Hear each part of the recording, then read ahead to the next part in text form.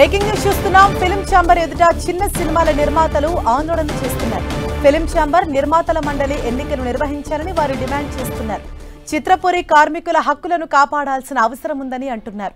కార్మికులకు కేటాయించిన భూమిని కార్మికులకే ఇవ్వాలని డిమాండ్ చేస్తున్నారు. చిత్రపురి కమిటీని రద్దు చేయాలని చేస్తున్న చిన్న సినిమాల నిర్మాతలు డిమాండ్ చేస్తున్నారు. ప్రస్తుతం ప్రొడ్యూసర్ అశోక్ కుమార్ మాట్లాడుతున్నారు. లైవ్ ద్వారా చూద్దాం. దీనికోసం వీళ్ళు పెడతామంటే నేను వద్దు అన్నా. ఫ్రాంక్లీ స్పీకింగ్, ఇది మన రోడ్డు మీదకి వెళ్ళకూడదు. ఇప్పుడు ఆల్రెడీ సినిమా ఏదైనా తప్పు చేస్తే సినిమా వాడు అంటాడు, మందు ఎక్కడ దొరికిందంటే సినిమా వాడు అంటాడు, లేకపోతే ఏదైనా జరిగితే ఈ సినిమా నటి అంటారు. ఈ రకంగా మనకు గబ్బు పడుతుంటాయి. ఇప్పుడు దీన్ని ఎన్ని వస్తాయో నాకు తెలియదు. నేను అనేది మనం ఇక్కడ ఒక గౌరవంగా ఉండి ఒక నలుగురికి ఆదర్శంగా ఉండాల్సిన మన చోట మన స్వలాభం కోసం మన దేనికోసం రన్ చేస్తూ ఉంటే ఎంతవరకు కరెక్టు? మీరు ఇన్ని క్వశ్చన్స్ చేస్తారు, అందరూ ప్రెస్ ఉన్నారు. I'm very happy. అక్కడేదో జరిగితే ఇంత లాగుతారు కదా, మరి దీని గురించి 3 నెలల నుంచి రాస్తున్నాం. దయచేసి సీనియర్ పత్రికలు మిమ్మల్ని అడుగుతున్నా, మీరు మమ్మల్ని క్వశ్చన్ చేయండి.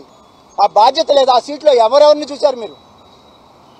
ఎంఎస్ రెడ్డి గారు ఒక ఆయన అంటాడు, ఆయన అసలు ఎంఎస్ రెడ్డి గారు మెంబర్ కాదండి, ఆయన ఇచ్చారని అన్నారు ఈ ప్రెసిడెంట్ గారు. ఒకసారి నేను ఎంఎస్ రెడ్డి గారు ప్రెసిడెంట్, ఆయన స్టూడియో ఓనరు, ఆయన పేరు ఆయన కొడుకు పేరు మీద పెట్టుంచాడు శ్యామ్ మీద. అంత మాత్రం ఆ రోజుల్లో ఈ లేవు.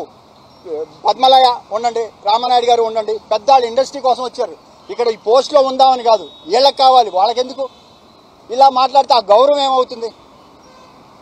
అది బాధ, వేరేం లేదు. ఇప్పుడు నేను సినిమాలు మానేసా, సినిమాలు నటించడం కూడా మానేసా. నాకు వద్దు.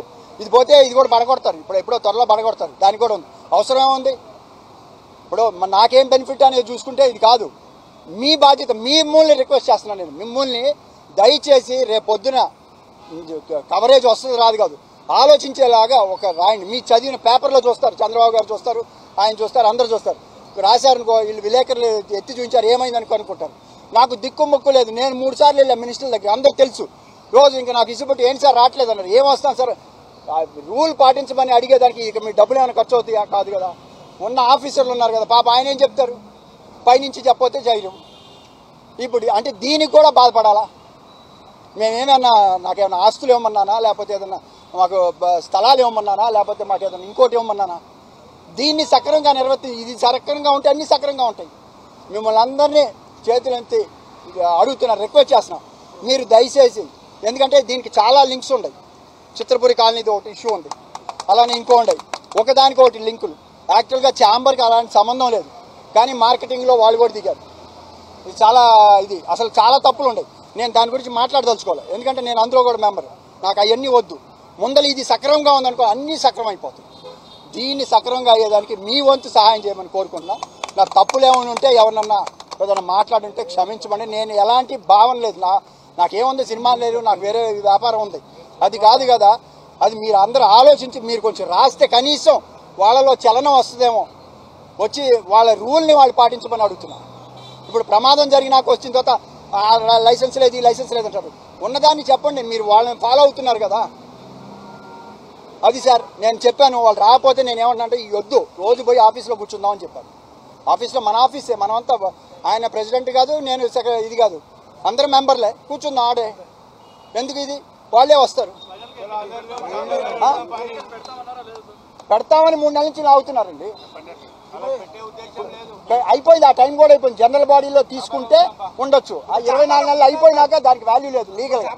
ఇప్పుడు ఏమన్నారు, కోర్టుకి వెళ్ళండి అంటున్నారు. కోర్టుకి వెళ్తే ఏమవుద్ది? ఇది ఒక 5 ఏళ్ళు అవుతుంది. ఆ అనుభూతం మేము వెళ్తా, లేకపోతే నేను కోర్టుకి వెళ్ళాము.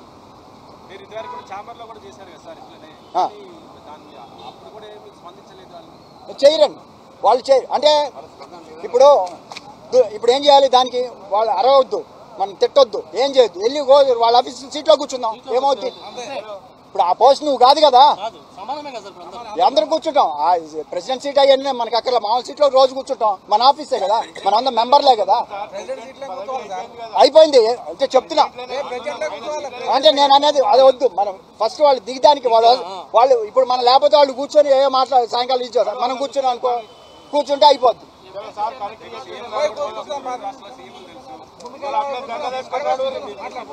నేను మంత్రులు ఎఫ్డీసీ పాపం ఇదే దిల్ రాజు గారి ముందలు చెప్పారు. దిల్ రాజు గారు ఏమన్నాడు, నేనున్నాను ఎఫ్డీసీ చైర్మన్గా, నేను చేస్తారయ్యా అన్నాడు. నిన్న మొన్న వెళ్ళి కూడా దిల్ రాజు గారికి చెప్పాం. లేదమ్మా వస్తున్నారు మాట్లాడాం సీఎం గారితో కూడా చెప్తాను.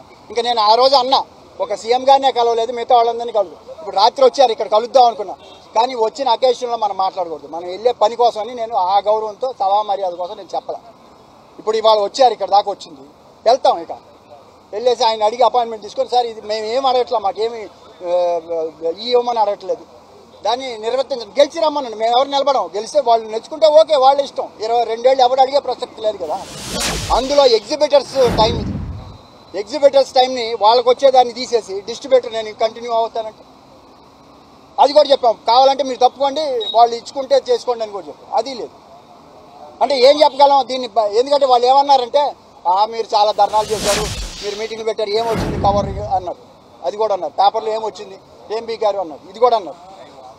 రానిండి సార్, నేనే అబద్ధం మాట్లాడలా, నేను ఎవరిని ఇది చేయట్లేదు, ఉన్న వాస్తవం చెప్తున్నాను. లైవ్ రానిండి, లైవ్ ఏముంది సార్, లైవ్ ఏమైనా ఈ చేయటానికి కాదు కదా. కనీసం ఇది ఇన్ని ఎవరన్నా చూసినా నేను ఎవరిని అన్నో ఆ కన్సర్న్ అధికారులని 3 సార్లు ఆయనకే తీసుకొచ్చింది. ఇదేంటి నాకు ఇప్పుడు 2వ లెటర్ కూడా వచ్చింది, సార్ మళ్ళీ మేము మీ రూల్స్ ప్రకారం మాకేం లేదు సార్, కోర్టుకు వెళ్ళి తీసుకురావాలన్నారు. అంటే నేను అన్నాను రూల్ అన్ని బుక్ పెట్టి ఇదిగోసారి రూల్ ప్రకారం మీరు అడగొచ్చు, అడగండి. మళ్ళీ నాకు లెటర్ పంపించారు.